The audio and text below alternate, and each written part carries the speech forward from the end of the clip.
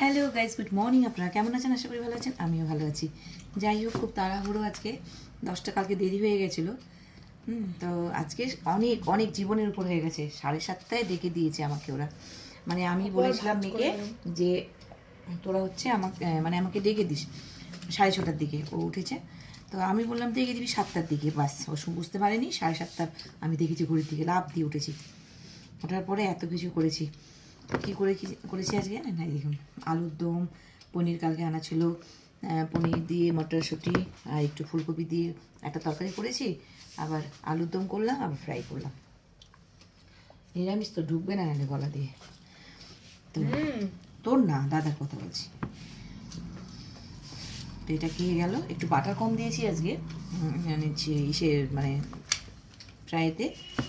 আবার বলছে ছেলে একটু ফ্রাইটা কেমন হয়েছে, মানে তেল, হ্যাঁ তেল মানে এসে ঘিটা কম দিয়েছি। যে পরীক্ষা দিতে যাবি, তারপরে একটু এত রিচ হওয়া, ও আমার বলছে আমার ছেলে। হ্যাঁ, তো যাই, এখানে আসিস কেন? সরা, খাচ্ছিস না? সরা বলছি, ভারী আছে বউটা। চেয়ারটাতে বস। তো যাই হোক, এই হচ্ছে আজকের আপডেট। 8:30টায় বেরিয়ে গেছে ছেলে। আমি সম্পূর্ণ কাজ কমপ্লিট করে, আমার ভালো লাগে না এভাবে ছড়িয়ে টাড়িয়ে যেতে। সব হয়ে গেছে, আমিও রেডি, খেয়ে বেরিয়ে যাবো। এখানটায় ওর সঙ্গে আমিও দুগাল খেয়ে নেবো, তারপরে এসে ভালো করে খাবো, তাই তো মাম? যাই হোক, রাখছি। যদি হয় সেভাবে সুবিধে তাহলে দিব ভিডিও, মানে রিলস বানাবো, নাহলে হবে না। টাটা।